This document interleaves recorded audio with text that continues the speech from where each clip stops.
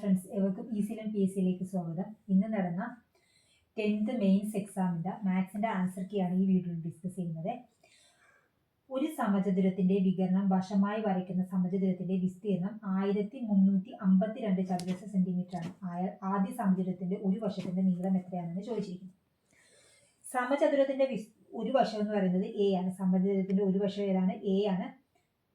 A ആണ് സമചതുരത്തിന്റെ ഒരു വശം എന്ന് പറയുന്നത്.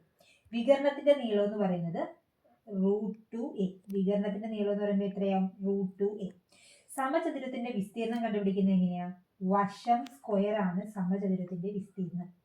അപ്പൊ നമുക്ക് എന്ത് ചെയ്യാം? √2a ഹോൾ സ്ക്വയർ വരും.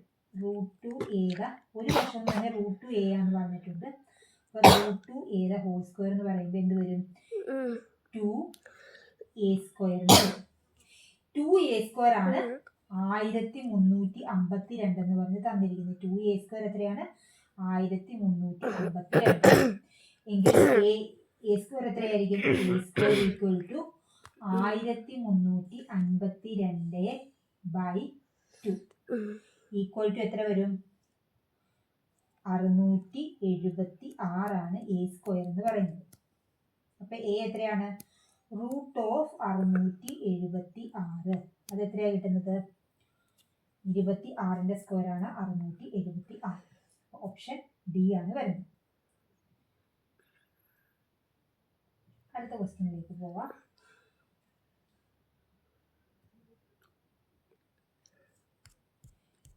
മീറ്റർ ഓട്ട മത്സരത്തിൽ എ 45 സെക്കൻഡിലും ബി 50 സെക്കൻഡിലും ദൂരം പൂർത്തിയാക്കും.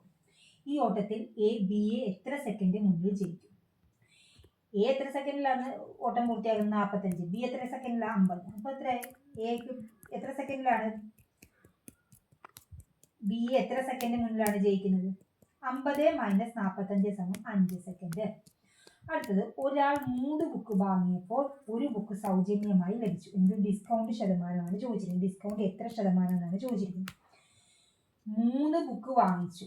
അപ്പൊ എന്താ കിട്ടിയത്? ഒരു ബുക്ക് സൗജന്യമായിട്ട് കിട്ടി. ഡിസ്കൗണ്ട് പെർസെൻറ്റേജ് എങ്ങനെയാ കണ്ടുപിടിക്കുന്നത്?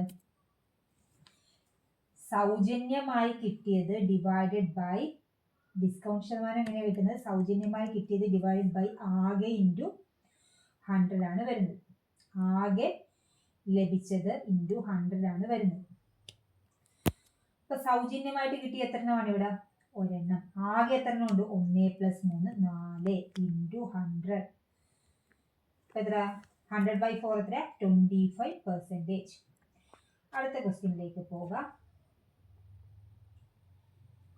10³ - 7³ ഡിവൈഡഡ് ബൈ 10² +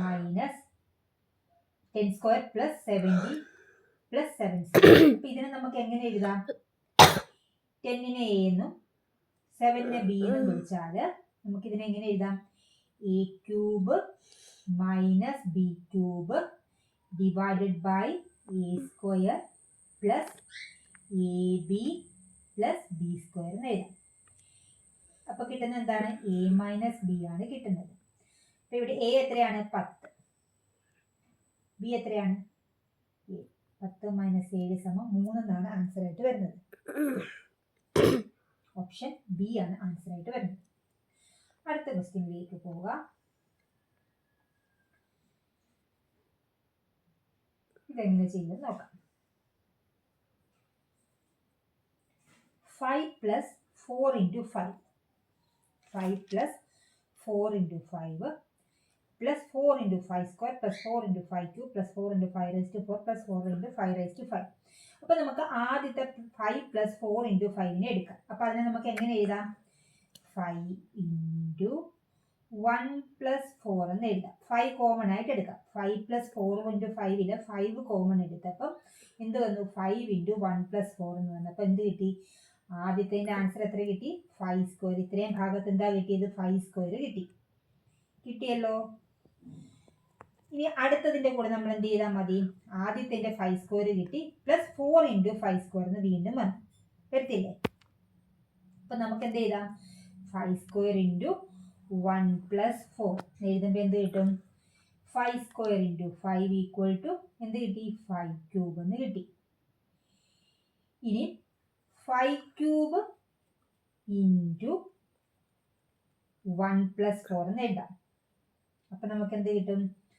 5⁴. 5 ക്യൂബ് പിന്നെ 1 + 4 കൂടി വരുമ്പോൾ 5⁻1 വരും. 5⁻3 ഇൻറ്റു 1 5⁻1 എന്ന് പറയുമ്പോൾ 5⁻4 വരും. ഇനി അടുത്ത എന്ത് വന്നു?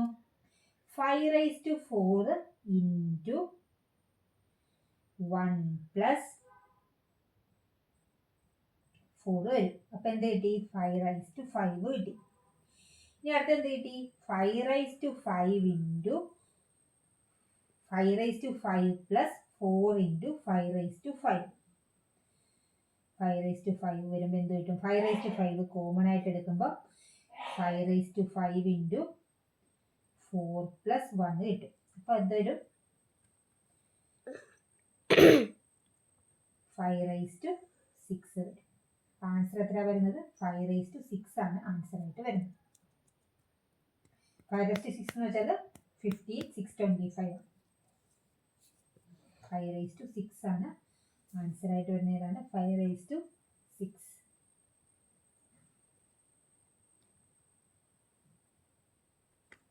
ഓക്കെ,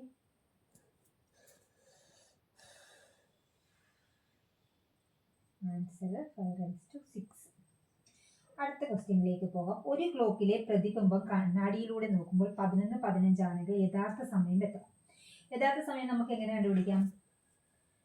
യഥാർത്ഥ സമയം കണ്ടുപിടിക്കുന്നത് എങ്ങനെയാണ്? 23.60 - 11:15. 60 നിന്ന് 15 കുറയ്ക്കുമ്പോൾ എത്ര? 45. 23 3 കുറയ്ക്കുമ്പോൾ 2 12 എന്നുള്ളതാണ് ആൻസർ. അടുത്ത ക്വസ്റ്റ്യൻ, 2025 ജൂലൈ 8 ചൊവ്വാഴ്ച ആണെങ്കിൽ 95 ദിവസം കഴിഞ്ഞ് ഏത് ദിവസമായിരിക്കും എന്നാണ് ചോദിക്കുന്നത്. അപ്പൊ 95 ദിവസം കഴിഞ്ഞെന്ന് ചോദിക്കുമ്പോൾ 95 ദിവസത്തിലെ ഒറ്റപ്പെട്ട ദിവസങ്ങൾ എത്രയാണെന്ന് കണ്ടുപിടിക്കാൻ നമ്മൾ എന്ത് ചെയ്താൽ മതി? 95 ÷ 7 ചെയ്യുമ്പോൾ എന്ത് കിട്ടും? റിമൈൻഡർ എത്രയാണ് വരുന്നത്? 13 ആഴ്ച + 4 ഒറ്റപ്പെട്ട ദിവസങ്ങൾ കിട്ടും. അതായത് ശിഷ്ടം വരുന്നത് 4 ആണ്. അപ്പോൾ ഈ ചൊവ്വയുടെ കൂടെ 4 ദിവസം കൂടെ ചേർക്കുമ്പോൾ കിട്ടുന്നതായിരിക്കും 95 ദിവസം കഴിഞ്ഞിട്ടുള്ളത്. ഇപ്പോൾ ക്വസ്റ്റ്യൻ ചോദിച്ചിരിക്കുന്നത് 2025 ജൂലൈ 8 ചൊവ്വാഴ്ച ആണെങ്കിൽ 95 ദിവസം കഴിഞ്ഞ് ഏത് ദിവസമായിരിക്കും എന്നാണ് ചോദിച്ചിരിക്കുന്നത്. 95/7 ചെയ്യുക. അവിടെ നിന്ന് ഒറ്റപ്പെട്ട ദിവസം എത്ര കിട്ടി? 4 ഒറ്റപ്പെട്ട ദിവസം കിട്ടി. അപ്പൊ ചൊവ്വ +4 വരും. ചൊവ്വ +4 ആണ് വരുന്നത്. അപ്പൊ ചൊവ്വ +1 എത്രയാണ്? ചൊവ്വ +1 ബുധന്. ദെൻ ബുധൻ പിന്നെ അത് കഴിഞ്ഞ് എന്ത് വരും? ചൊവ്വ +1 വരുന്നത് ബുധനായിരിക്കും. 2 വരുമ്പോൾ എത്ര ആയിരിക്കും? വ്യാഴം. 3 ചൊവ്വ +3 എന്ന് പറയുമ്പോൾ വെള്ളി. ചൊവ്വ +4 ശനി. ആൻസർ ചെയ്ത് വരും ശനിയാണ് ആൻസർ ആയിട്ട് വരുന്നത്. അടുത്ത ക്വസ്റ്റ്യനിലേക്ക് പോകാം. 0, 26, 124, 342, 728. അടുത്ത ശ്രേണിയിൽ ഏതാണെന്ന് ചോദിച്ചിരിക്കുന്നു. ഇത് നമുക്ക് എങ്ങനെ എഴുതാം നോക്കാം. ഇതിന് നമുക്ക് 0 നമുക്ക് എങ്ങനെ എഴുതാം? 1 ക്യൂബ് -1 അതാണ് 0. ഇത് 3 ക്യൂബ് -1 26. 5 ക്യൂബ് -1 124. 7 ക്യൂബ് -1 342. 9 ക്യൂബ് -1 728. അപ്പൊ അടുത്ത ഏത് വരും? 9 11 ക്യൂബ് -1. 11 ക്യൂബ് എന്ന് പറഞ്ഞാൽ എത്രയാണ്? 1331 -1. അപ്പൊ 1330 എന്നുള്ളതാണ് ആൻസർ ആയിട്ട് കിട്ടുന്നത്. Option D 1330. Option D answer ആയിട്ട് വരും. അടുത്ത ക്വസ്റ്റ്യനിലേക്ക് പോകാം.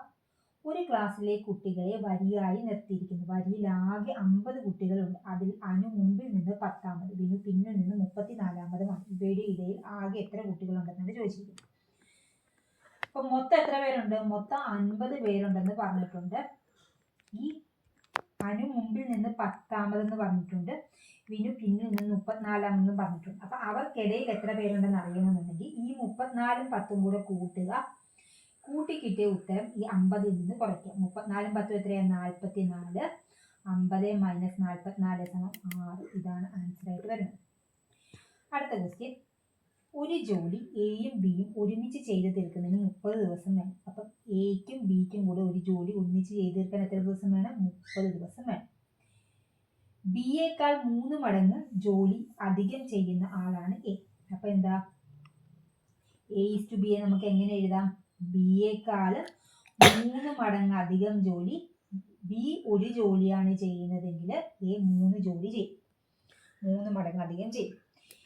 എങ്കിൽ എ തനിച്ച് ആ ജോലി ചെയ്തു തീർക്കാൻ എത്ര ദിവസം വേണമെന്നാണ് ചോദിച്ചിരിക്കുന്നത്. എയ്ക്ക് ഒറ്റയ്ക്ക് ആ ജോലി ചെയ്തു തീർക്കാൻ വേണ്ട ദിവസങ്ങൾ എന്ന് പറയുമ്പോൾ എന്താ? ആകെ എത്ര ദിവസം വേണമെന്ന് നോക്കണം.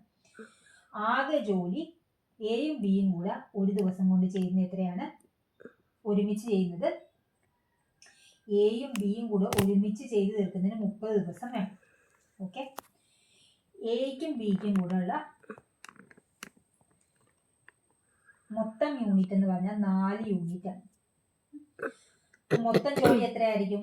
30 × 4 സമം 120 ആണ് മൊത്തം ജോലി എന്ന് പറയുന്നത്. ആകെ ദിവസങ്ങൾ എന്ന് പറയുന്നത് ആകെ 120 യൂണിറ്റ് ആണ് നമ്മൾ ചെയ്യേണ്ടത്.